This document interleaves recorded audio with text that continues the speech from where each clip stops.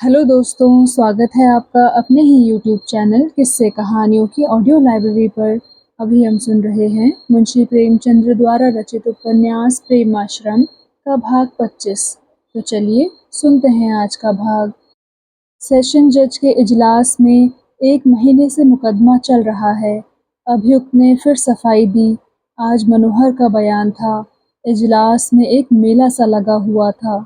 मनोहर ने बड़ी निर्भीक दृढ़ता के साथ सारी घटना आदि से अंत तक बयान की और यदि जनता को अधिकार होता तो अन्य अभियुक्तों का बेदाग छूट जाना निश्चित था, किंतु अदालत ज़ाब्ते और नियमों के बंधन में जकड़ी हुई थी। वह जानकर अनजान बनने पर बाध्य थी। मनोहर के अंतिम वाक्य बड़े मार्मिक थे। सरकार, माजरा यही है जो मैंने आपसे अर्ज किया।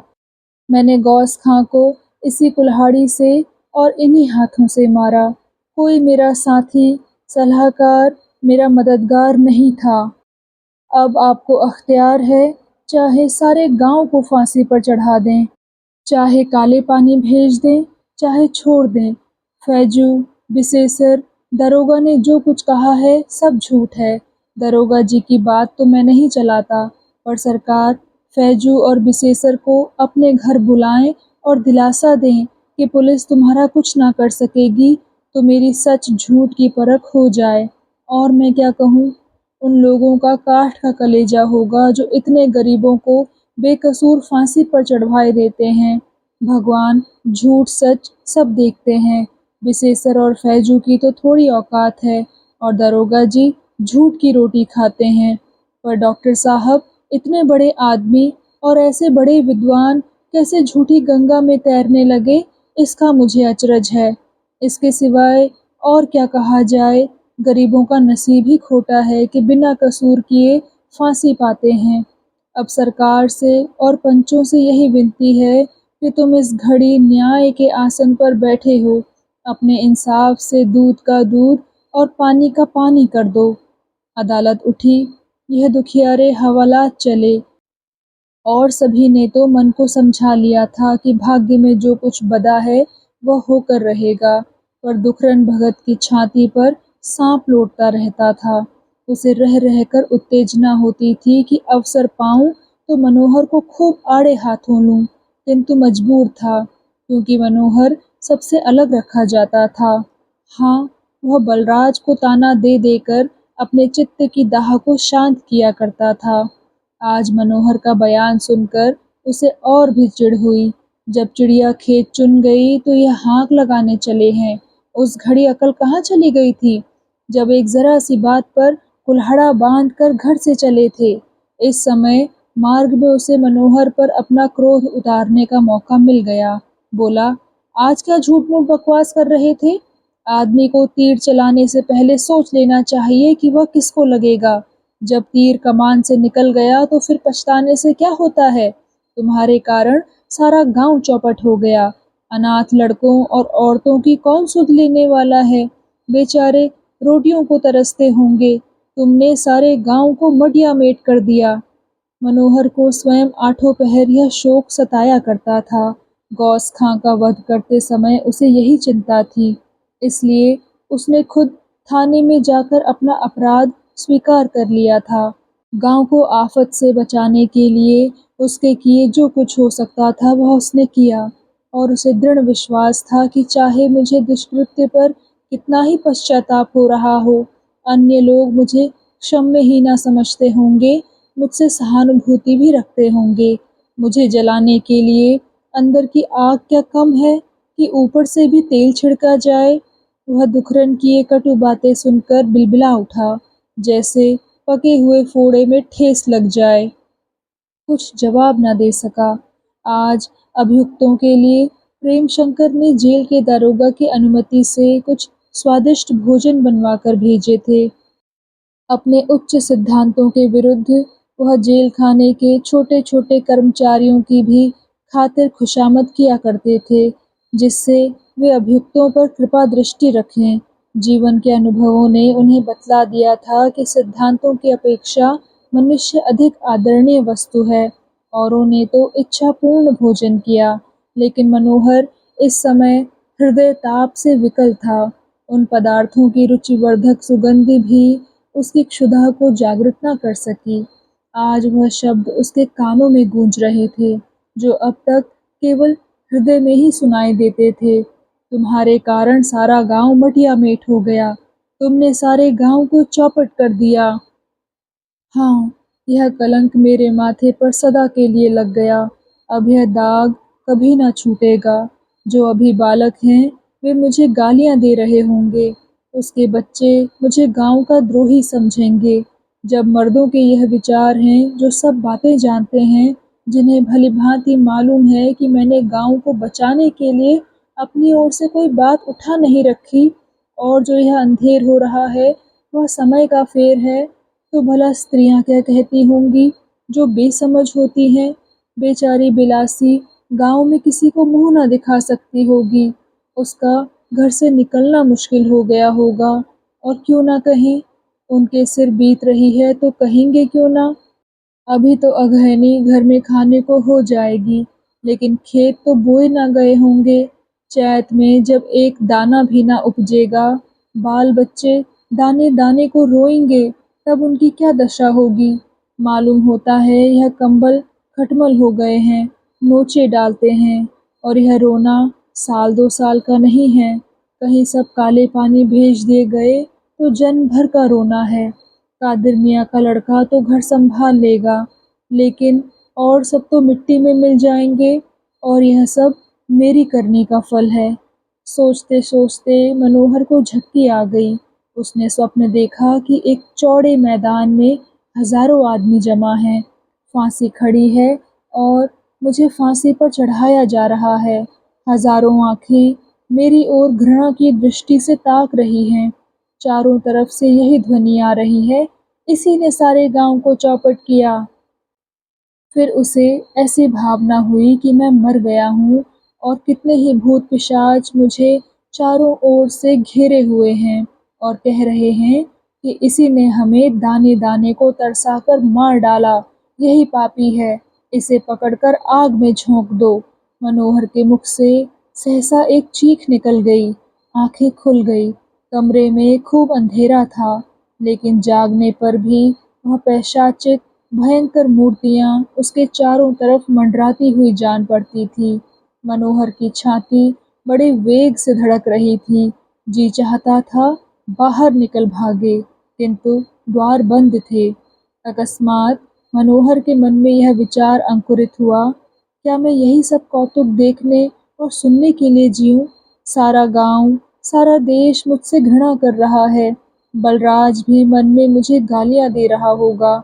उसने मुझे कितना समझाया, लेकिन मैंने एक ना मानी। लोग कहते होंगे, सारे गांव को बंधुआ कर अब यह मुश्तंडा बना हुआ है, इसे तनिक भी लज्जा नहीं, सिर पटक कर मर क्यों नहीं जाता। बलराज पर भी चारों ओर से बौछारें पड़ती होंगी। सुन सुनकर कलेजा फटता होगा। अरे भगवान, यह कैसा उजाला है। नहीं, उजाला नहीं है, किसी पिशाच की लाल लाल आंखें हैं, मेरी ही तरफ लपकी आ रही हैं। हे नारायण, क्या करूं? मनोहर की पिंडलियां कांपने लगी। यह लाल आंखें प्रतिक्षण उसके समीप आती जाती थी। वह ना तो उधर देख ही सकता था, और ना उधर से आंख ही हटा सकता था। मानो किसी आसुरिक शक्ति ने उसके नेत्रों को बांध दिया हो। एक क्षण के बाद मनोहर को एक ही जगह कई आंखें दिखाई देने लगी। नहीं, प्रज्वलित, अग्निमय, रक्तयुक्त नेत्रों का एक समूह है। धड़ नहीं, सिर नहीं, कोई अंग नहीं, केवल विदग्ध आंखें ही हैं, जो मेरी तरफ टूटे हुए तारों की भांति सर्राटा भरती चली आती हैं। एक पल और हुआ, यह नेत्र समूह शरीर युक्त होने लगा और गौस खां के आहत स्वरूप में बदल गया। यकायक बाहर धड़ाक की आवाज हुई।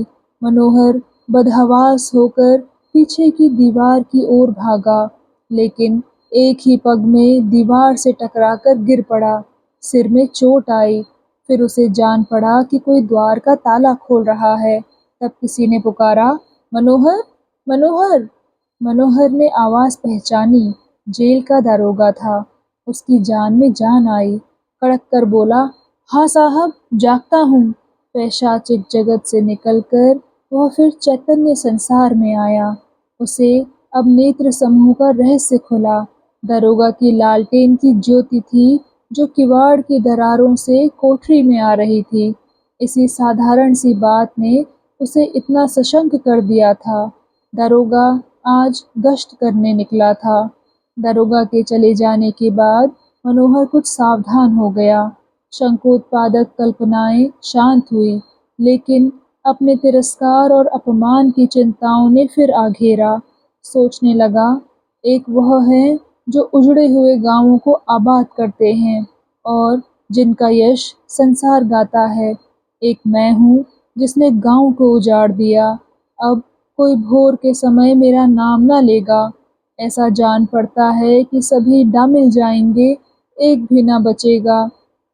अभी न जाने कितने दिन यह मामला चलेगा। महीने भर लगे, 2 महीने लग जाएं।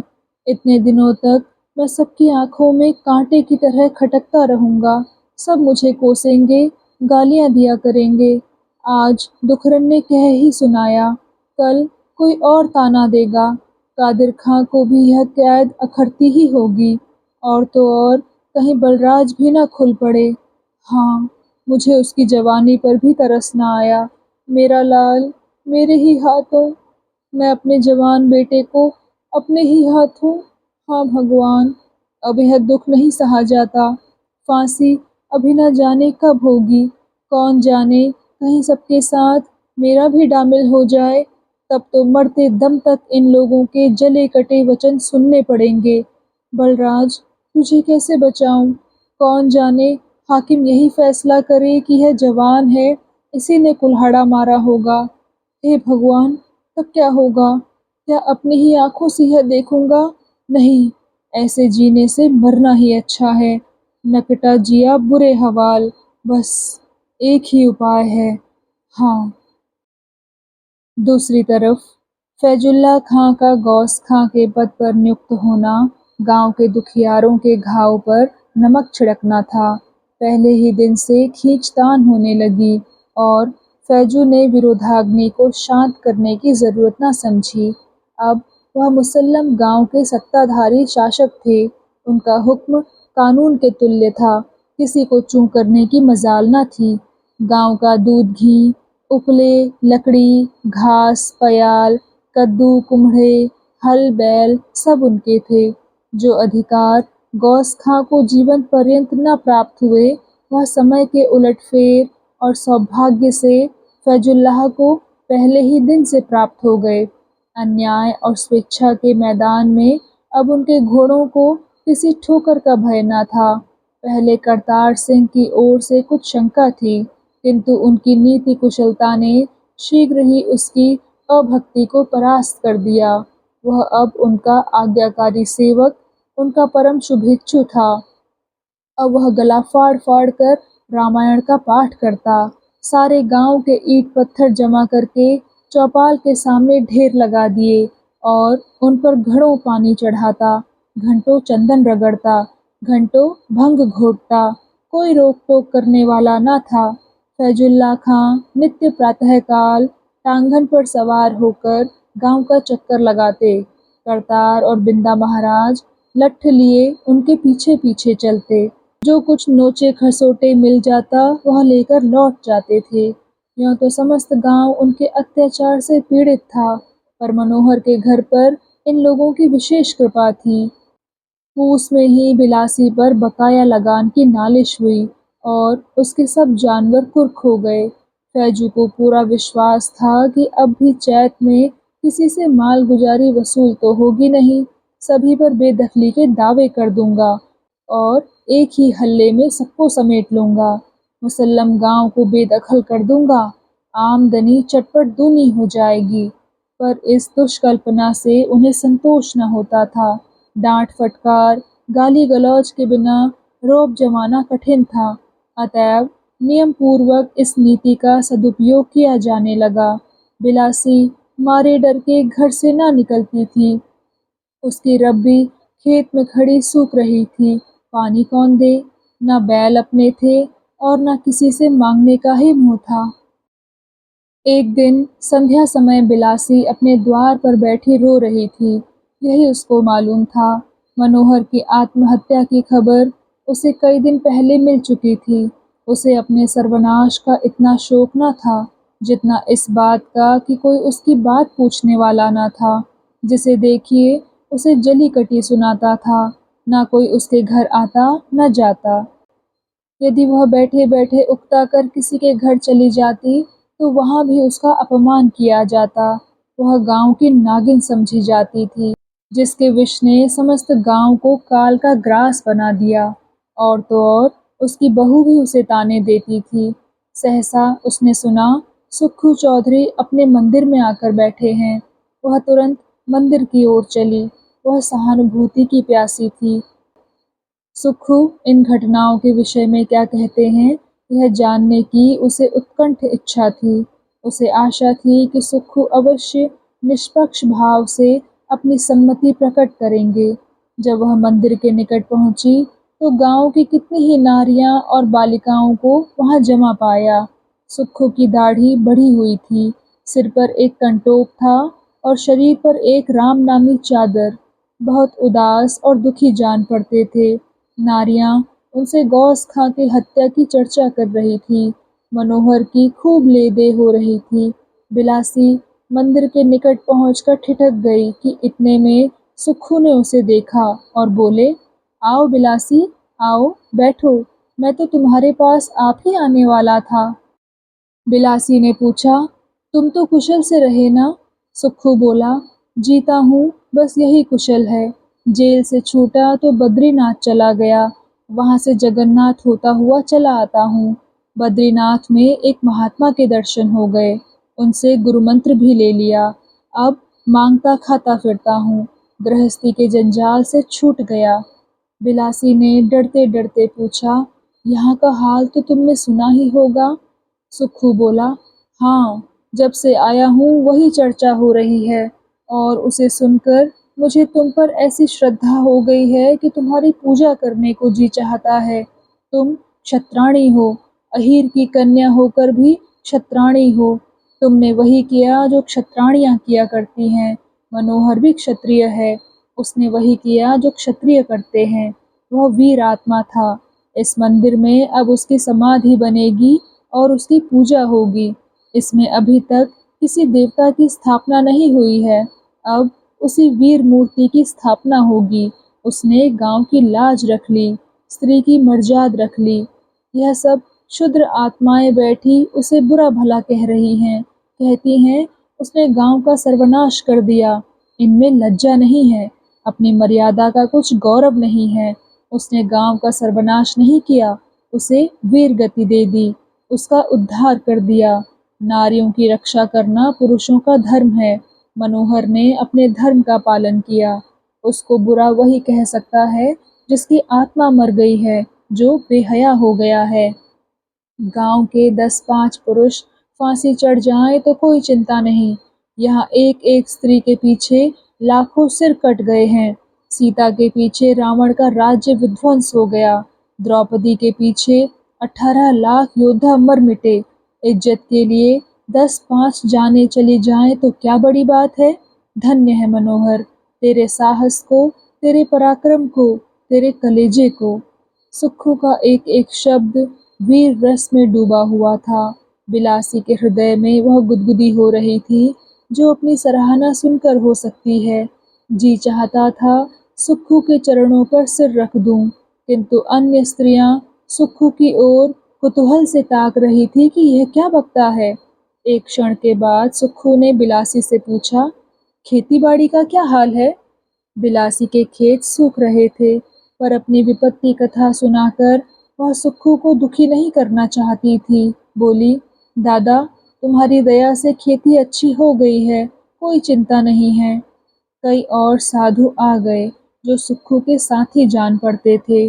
उन्होंने धूनी जलाई और चरस के दम लगाने शुरू किए। गांव के लोग भी एक-एक करके वहां से चलने लगे। जब बिलासी जाने लगी तो सुक्खू ने कहा, बिलासी, मैं पहर रात रहे यहाँ से चला जाऊंगा। घूमता घामता कई महीनों में आऊँगा, तब यहाँ मूर्ति की स्थापना होगी। हम उस यज्ञ के लिए भीख माँगकर रुपए जमा करते हैं। तुम्हें किसी बात की तकलीफ हो तो कहो। बिलासी बोली, नहीं दादा, तुम्हारी दया से कोई तकलीफ नहीं। सुक्खू तो प्रातःकाल चले गए, पर बिलासी पर उनकी भावनापूर्ण बातों का गहरा असर पड़ा। अब वह किसी दलित दीन की भांति गांव वालों के व्यंग और लांछन न सुनती और न किसी को उस पर उतनी निर्भयता से आक्षेप करने का साहस ही होता था। इतना ही नहीं, बिलासी की बातचीत चाल ढाल से अब आत्मगौरव टपका पड़ता था। कभी कभी वह बढ़कर बातें करने लगती, पड़ोसियों से कहती, तुम अपनी लाज बेचकर अपनी चमड़ी को बचाओ, यहाँ इज्जत के पीछे जान तक दे देते हैं। मैं विधवा हो गई तो क्या, घर सत्यानाश हुआ तो क्या, किसी के सामने आंख तो नीची नहीं हुई, अपनी लाज तो रखी। पति की मृत्यु और पुत्र का वियोग अब उतना असह्य न था। एक दिन उसने इतनी डींग मारी कि उसकी बहू से ना रहा गया। चिढ़कर बोली, अम्मा, ऐसी बातें करके घाव पर नमक ना छिड़को। तुम सब सुख विलास कर चुकी हो, अब विधवा हो गई तो क्या। उन दुखियारियों से पूछो जिनकी अभी पहाड़ सी उम्र पड़ी है, जिन्होंने अभी जिंदगी का कुछ सुख नहीं जाना है।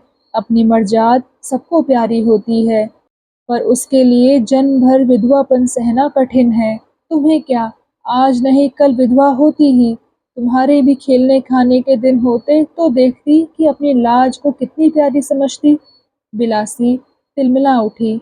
उस दिन से बहू से बोलना छोड़ दिया, यहाँ तक कि बलराज की भी चर्चा न करती। जिस पुत्र पर जान देती थी, उसके नाम से भी घृणा करने लगी। बहू के इन अरुचिकर शब्दों से उसके मातृ स्नेह का अंत हो गया, जो 25 साल से जीवन का अवलंबन और आधार बना हुआ था। कुछ दिनों तक तो उसने मौन रूप से अपना कोप प्रकट किया, किंतु जब यह प्रयोग सफल होता दिखाई ना पड़ा, तो उसने बहू की निंदा करनी शुरू की। गांव में कितनी ही ऐसी वृद्धा महिलाएं थीं जो अपनी बहुओं से जला करती थीं। उन्हें बिलासी से सहानुभूति हो गई। शनैः शनैः यह कैफियत हुई कि बिलासी के बरौठे में सासों की नित्य बैठक होती और बहुओं के खूब दुखड़े रोए जाते। उधर बहुओं ने भी अपनी आत्मरक्षा के लिए एक सभा स्थापित की। इसकी बैठक नित्य दुखरन भगत के घर होती। बिलासी की बहू इस सभा की संचालिका थी। इस प्रकार दोनों में विरोध बढ़ने लगा। यहाँ की बातें किसी न किसी प्रकार वहाँ जा पहुँचती और वहाँ की बातें भी इन्हीं गुप्त दूतों द्वारा यहाँ आ जाती। उनके उत्तर दिए जाते, उत्तरों के प्रत्युत्तर मिलते और नित्य यही कार्यक्रम चलता रहता था। इस प्रश्नोत्तर में जो आकर्षण था, वह अपनी विपत्ति और विडंबना पर आंसू बहाने में कहा था। इस व्यंग संग्राम में एक सजीव आनंद था। द्वेष की कानाफूसी शायद मधुर गान से भी अधिक शोकहारी होती है।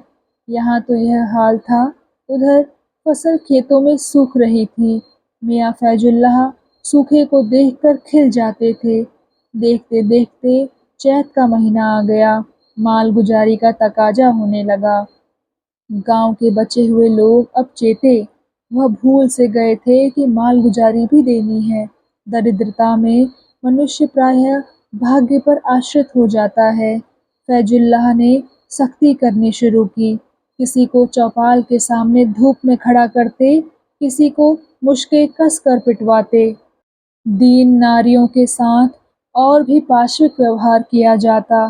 किसी की चूड़ियाँ तोड़ी जाती, किसी के जूड़े नोचे जाते। इन अत्याचारों को रोकने वाला अब कौन था? सत्याग्रह में अन्याय को दमन करने की शक्ति है।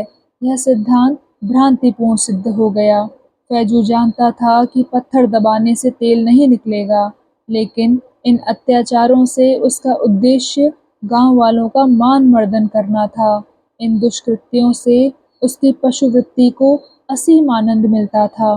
धीरे धीरे जेठ भी गुजरा, लेकिन लगान की एक कौड़ी न वसूल हुई। खेत में अनाज होता तो कोई ना कोई महाजन खड़ा हो जाता, लेकिन सूखी खेती को कौन पूछता है। अंत में ज्ञान शंकर ने बेदखली दायर करने की ठान ली। इसी की देर थी, नालिश हो गई, किंतु गांव में रुपयों का बंदोबस्त न हो सका। उज्रदारी करने वाला भी कोई ना निकला। सबको विश्वास था कि एक तरफा डिग्री होगी और सब के सब बेदखल हो जाएंगे। फैजू और करतार बगले बजाते फिरते थे। अब मैदान मार लिया है। खां साहब गए तो क्या, गांव साफ हो गया। कोई दाखिलकार असामी रहेगा ही नहीं। जितनी चाहे जमीन की दर बढ़ा सकते हैं। 1000 की जगह 2000 वसूल होंगे। इस कारगुजारी का सहरा मेरे सिर बंधेगा। दूर दूर तक मेरी धूम हो जाएगी। इन कल्पनाओं से फैजू मियाँ फूले नहीं समाते थे। निदान फैसले की तारीख आ गई। करतार सिंह ने मलमल का ढीला कुर्ता और गुलाबी पगड़ी निकाली। जूते में कड़वा तेल भरा, लाठी में तेल मला, बाल बनवाए और माथे पर भभूत लगाई। फैजुल्ला खां ने 4 जामे की मरम्मत कराई।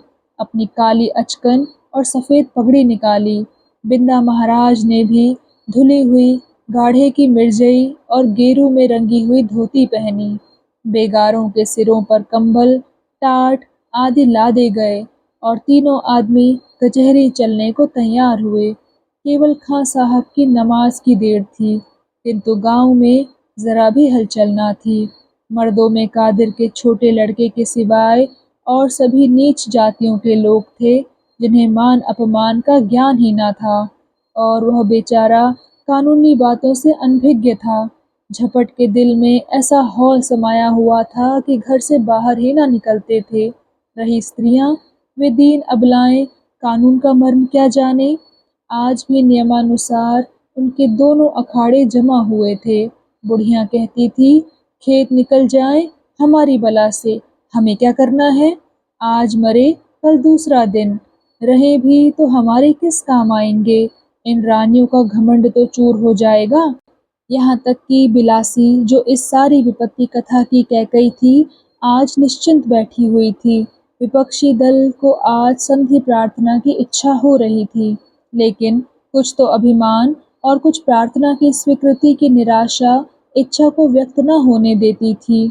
8 बजे खां साहब की नमाज पूरी हुई। इधर बिंदा महाराज ने चबेना खाकर तंबाकू फूंका और करतार सिंह ने घोड़े को लाने का हुक्म दिया कि इतने में सुक्खू चौधरी सामने से आते दिखाई दिए।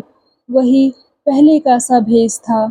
सिर पर कंटोप, ललाट पर चंदन, गले में चादर, हाथ में एक चिमटा। आकर चौपाल में जमीन पर बैठ गए। गांव के लड़के जो उनके साथ दौड़ते आए थे, बाहर ही रुक गए। फैजू ने पूछा, चौधरी कहो, खैरियत से तो रहे? तुम्हें जेल से निकले कितना अरसा हुआ? चौधरी ने करतार से चिलम ली, एक लंबा दम लगाया और मुंह से धुएं को निकालते हुए बोले, आज बेदखली की तारीख है ना? करतार बोला, कागज पत्तर देखा जाए तो जान पड़े, यहाँ नित एक ना एक मामला लगा ही रहता है, कहाँ तक कोई याद रखे। चौधरी ने कहा, बेचारों पर एक विपत्ति तो थी ही, यह एक और बला सवार हो गई। फैजू बोला, मैं मजबूर हो गया, क्या करता। ज़ाब्ते और कानून से बंधा हुआ हूँ। चैत, बैसाख, जेठ 3 महीने तक तकाजे करता रहा। इससे ज़्यादा मेरे बस में और क्या था। यह कहकर उन्होंने चौधरी की ओर इस अंदाज से देखा मानो वह शील और दया के पुतले हैं। चौधरी ने कहा, अगर आज सब रुपए वसूल हो जाएं तो मुकदमा खारिज हो जाएगा ना? फैजू ने विस्मित होकर चौधरी को देखा और बोले, खर्चे का सवाल है। चौधरी ने कहा, अच्छा बतलाइए, आपके कुल कितने रुपए होते हैं, खर्च भी जोड़ लीजिए। यह कहकर चौधरी ने कमर से नोटों का एक पुलिंदा निकाला। एक थैली में से कुछ रुपए भी निकाले और खां साहब की ओर परीक्षा भाव से देखने लगे। फैजू के होश उड़ गए। करतार के चेहरे का रंग उड़ गया, मानो घर से किसी के मरने की खबर आ गई हो। बिंदा महाराज ने ध्यान से रुपयों को देखा। उन्हें संदेह हो रहा था कि यह कोई इंद्रजाल ना हो। किसी के मुंह से बात ना निकलती थी। जिस आशा लता को बरसों से पाल और सींच रहे थे, वह आंखों के सामने एक पशु के विकराल मुख का ग्रास बनी जाती थी। इस अवसर के लिए उन लोगों ने कितनी आयोजनाएं की थी, कितनी कूटनीति से काम लिया था, कितने अत्याचार किए थे, और जब वह शुभ घड़ी आई तो निर्दय भाग्य विधाता उसे हाथों से छीन लेता था। गौस खां का खून रंग लाकर अब निष्फल हुआ जाता था। आखिर फैजू ने बड़े गंभीर भाव से कहा, इसका फैसला तो अब अदालत के हाथ है। अदालत का नाम लेकर वह चौधरी को भयभीत करना चाहता था। चौधरी ने कहा, अच्छी बात है, तो वहीं चलो। करतार ने नैतिक सर्वज्ञता के भाव से कहा, पहले ये लोग मोहलत की दरखास्त दें, उस दरखास्त पर हमारी तरफ से उज्रदारी होगी। इस पर हाकिम जो कुछ तजवीज करेगा वह होगा। हम लोग रुपए कैसे ले सकते हैं? ज़ाब्ते के खिलाफ है। बिंदा महाराज के सम्मुख एक दूसरी समस्या उपस्थित थी। बोले, इसे इतने रुपए कहाँ मिल गए? अभी जेल से छूट कर आया है। गांव वालों से फूटी कौड़ी भी न मिली होगी। इसके पास जो लेई पूंजी थी वह तालाब और मंदिर बनवाने में खर्च हो गई। अवश्य उसे कोई ऐसी जड़ी बूटी हाथ लग गई है जिससे वह रुपए बना लेता है। साधुओं के हाथ में बड़े बड़े करतब होते हैं। फैजू समझ गए कि इस धांधली से काम न चलेगा। कहीं इसने अदालत के सामने जाकर सब रुपए गिन दिए तो अपना समूह लेकर रह जाना पड़ेगा। निराश होकर जूते उतार दिए और नालिश की परतें निकालकर हिसाब जोड़ने लगे। उस पर अदालत का खर्च, अमलों की रिश्वत, वकील का हिसाब, मेहनताना, जमींदार का नजराना आदि और बढ़ाया। तब बोले, कुल 1750 रुपए होते हैं। चौधरी ने कहा, फिर देख लीजिए, कोई रकम रह न गई हो, मगर यह समझ लेना कि हिसाब से एक कौड़ी भी बेशी ली तो तुम्हारा भला न होगा।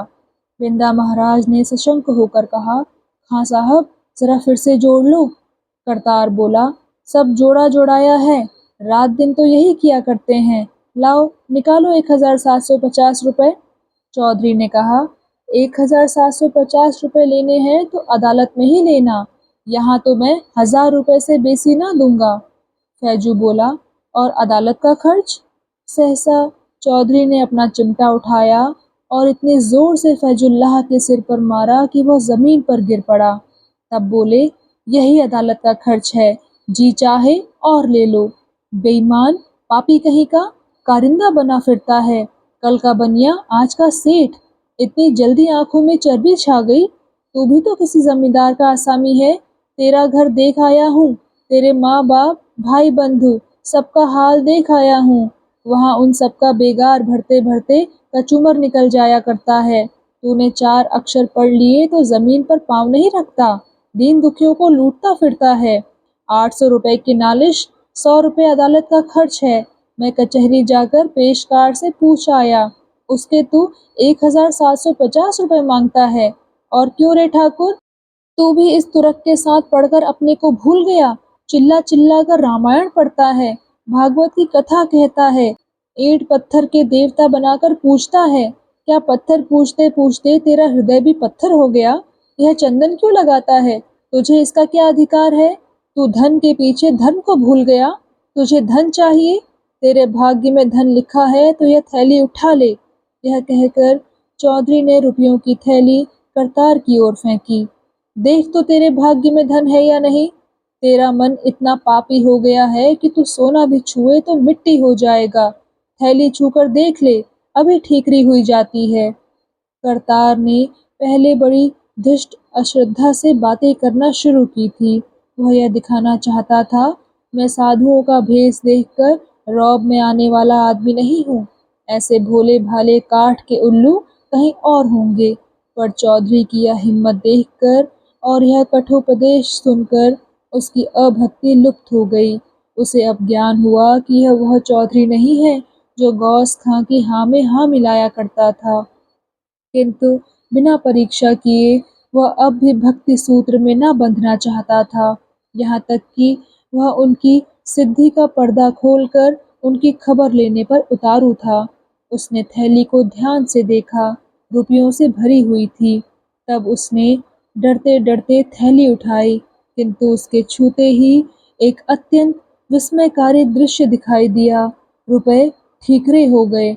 यह कोई माया लीला थी अथवा कोई जादू या सिद्धि, कौन कह सकता है। मदारी का खेल था या नजरबंदी का तमाशा, चौधरी ही जाने। रुपए की जगह साफ लाल लाल ठीकरे झलक रहे थे। करतार के हाथ से थैली छूटकर गिर पड़ी। वह हाथ बांधकर बड़े भक्ति भाव से चौधरी के पैरों पर गिर पड़ा और बोला, बाबा, मेरा अपराध क्षमा कीजिए।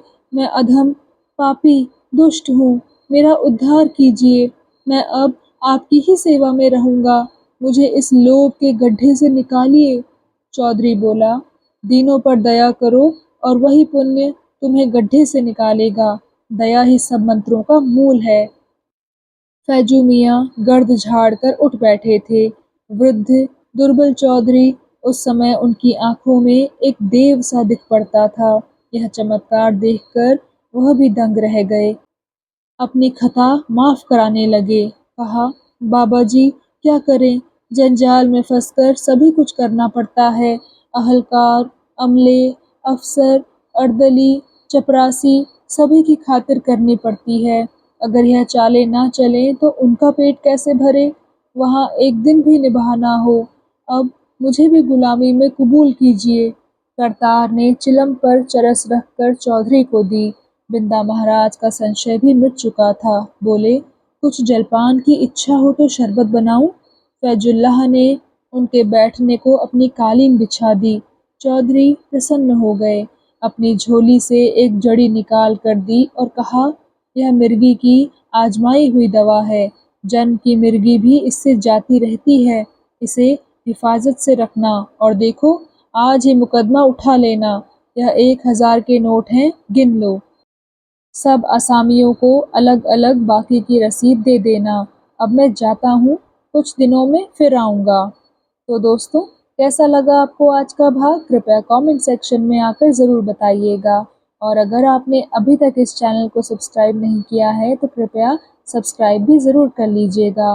मैं मिलती हूँ आपसे इसी कहानी के अगले भाग के साथ। तब तक के लिए धन्यवाद।